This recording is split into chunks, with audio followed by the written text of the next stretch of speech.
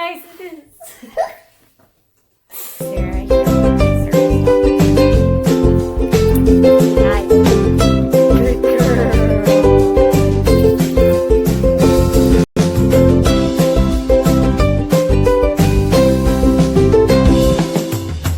It is Sarah here with my service dog Bailey. Yes, being a love bug. So today we are going to be talking a little bit about flying with your service dog.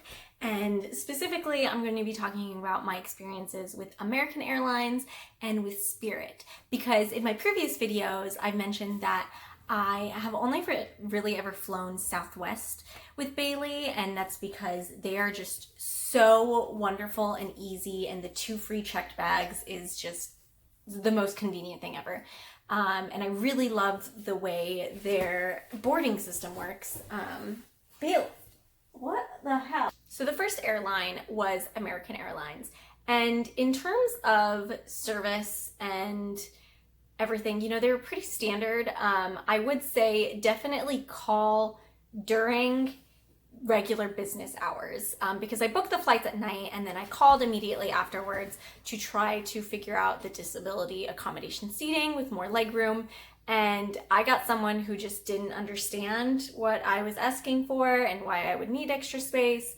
And I asked them to direct me to the disability desk, and then they, you know, did, and that person also didn't know. So definitely call during regular business hours. Other than that, it was pretty easy. You do get a free carry-on bag and a personal item, which for my short trip, I didn't really need anything more than that, even with her stuff on top of my stuff. So that was really simple, really easy. I called, I said, I need additional, you know, legroom. I need you to move me to a disability accessible space, basically, because I have a large service animal.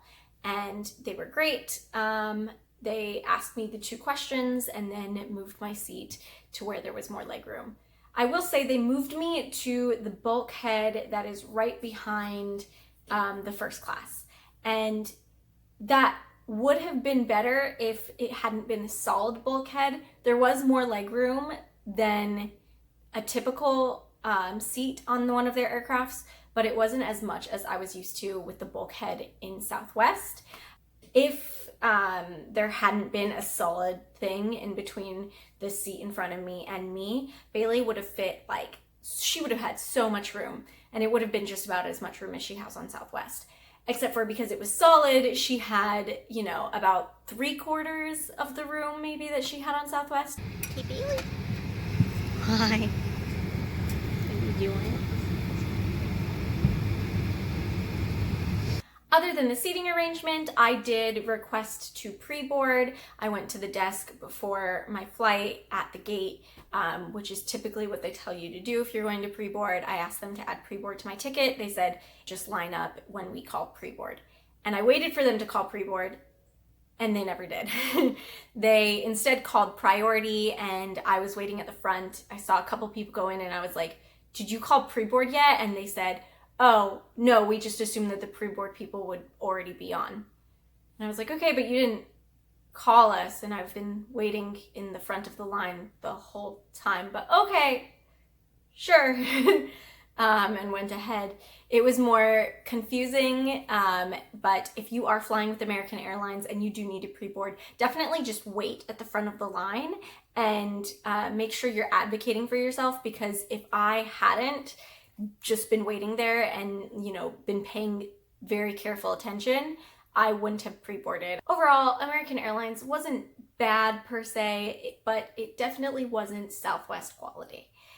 It worked out, it was fine, but I would still choose Southwest over American Airlines. So for the return flight at the end of the trip, I did fly with Spirit, and this overall was just a worse experience than American Airlines. So definitely not Southwest quality. I called again in the evening, right after I booked the ticket, to see if I could get the seating accommodation, and also I needed to bring a medical equipment categorized bag for Bailey's, you know, all of her extra leash, bowls, food, all of that stuff. because Spirit doesn't come with a carry-on bag automatically. You have to pay for it. So I called, and again, I think it was the time of day. They just weren't well trained. They didn't know how to answer my questions. The next day I called, I got someone who knew more about what they were doing. They basically told me that all of the extra legroom seats that were like categorized for medical reasons were taken. So they gave me a aisle seat, and which wasn't ideal, but I was like, okay, if it has the extra legroom, it's fine. I just need somewhere that she'll fit. We do prefer the window seat just because there's less chance of anyone stepping on her. While she is, trained to stay out of the way, sometimes, if she falls asleep and her tail gets out into the aisle a little bit, I don't want her to be stepped on. They, again, gave me trouble about the medical equipment type bag, but then I had to be redirected to 2 different people, and at the end they were like, yes, we know legally this does count as medical equipment. It's just that nothing but your service animals, like belongings and equipment, can be in this bag. And I was like, okay, I knew that. I read the law. So they put that on my ticket and then sent me on my way. And when I was actually at the airport checking in for my Spirit flight, the person who was checking me in, printing my ticket, because I was already checked in, I think she was in training and she was very kind about it, but she was like, I've never done something with this service animal or with medical bags. Like, I really need to talk to my supervisor. And she was very kind. And so her supervisor came out, asked me to open my bag, shift some things around so that he could see that it was only, service dog stuff in the carry-on bag. And then they basically added that carry-on bag to my ticket and then waived the fee. So fast forward to when it is time to board the plane. I talk to the person, I get medical pre-board added to my ticket, and then I'm waiting in line right at the front, waiting for them to say it's time for medical pre-board. The gate agent announces that. I go down, kind of confused that I'm the only person going down for medical pre-board, because there were multiple other people with visible disabilities who were in wheelchairs that I would have assumed that those people normally go down with medical pre-board. And then right when I get to to board the plane, the main flight attendant, the lead flight attendant, stops me and she says, "Stop, you can't get on the plane." And I was like, okay. And obviously something was going on. She goes, "It's too hot, the plane's overheating, no one can board." And she's very curt and very blunt about what's going on. And so I'm waiting there it's me, the only person who did medical pre-board, and then all of the priority and first class people behind me. And then people just keep lining down the gate thing, the long tunnel that leads to the airplane.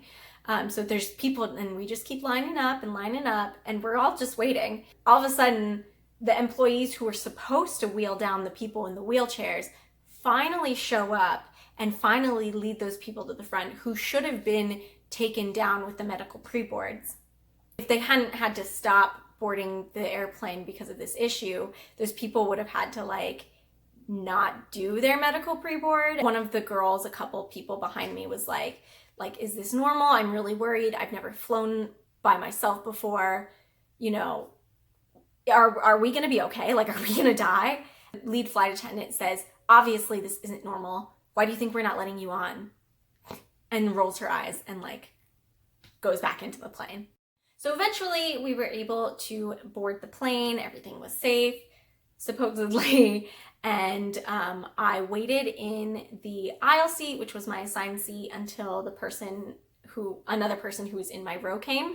And it was the person who had the window seat. And this person was very kind. I asked him if he would mind switching with me so that I could have the window seat with the dog, just because it's easier. And he was very kind. He said yes. The plane hasn't even moved yet. Everyone's boarded. They're doing their safety thing. I'm listening. I'm paying attention. And then I like think of something for an assignment for school, and I pull out my notes on my phone and I like start typing.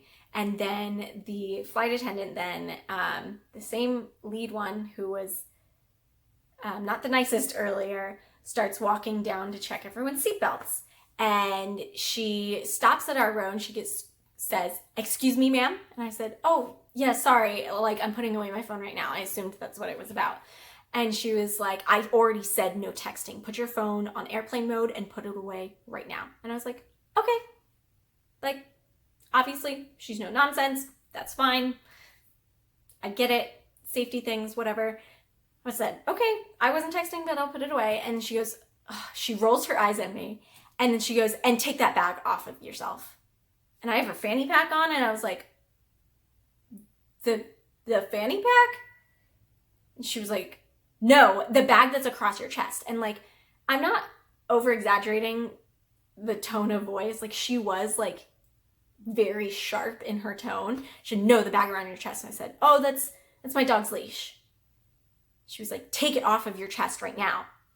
And I was like, oh, is there a reason why? And she says, "It's a safety risk."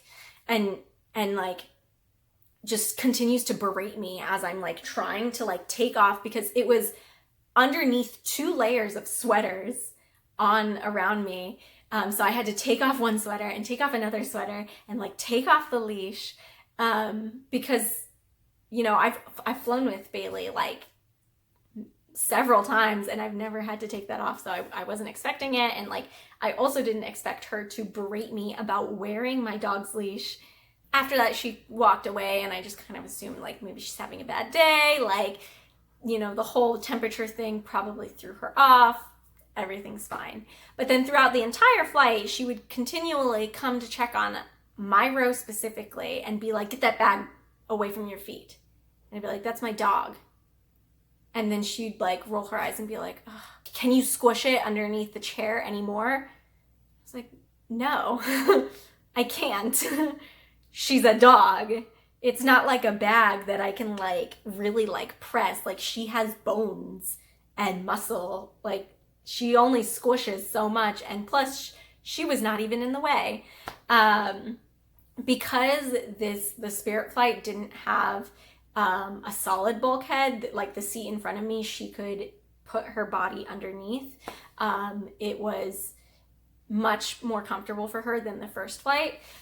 Willing or able to perform these functions, or do not wish to be seated in an emergency exit seat. Please know that you are not... So space-wise, the Spirit flight was better, but customer service-wise, it was just terrible. Like, this flight attendant was having a very bad day, and it seemed that she was taking it out on us.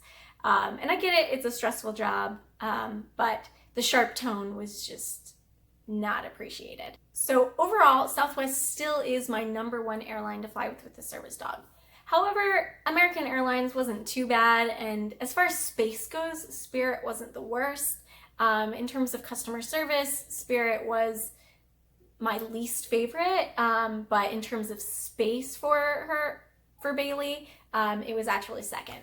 So these are things to take into consideration. Obviously, not every Spirit flight has, you know, the same type of flight attendant and the same type of issues. But I think all these things like just kept adding up throughout my Spirit experience. That was just not great. American Airlines was pretty average. I would have appreciated more room, but you take what you get and you make it work. If you guys have any questions about flying with a service dog, I actually have been flying pretty frequently lately, so I would be happy to answer any questions that you guys have or talk about different kinds of experiences. Thank you guys so much for watching. I really look forward to reading your guys' comments and questions and really just interacting with you guys. It kind of gives me life and keeps me going. So thank you so much for watching. Please subscribe for more videos and we'll see you in our next video. Thanks. Bye. Bailey, come here. Do you want to come say goodbye? Do you want to come say goodbye? Oh, yes. Oh, did I wake you up? I woke her up, guys.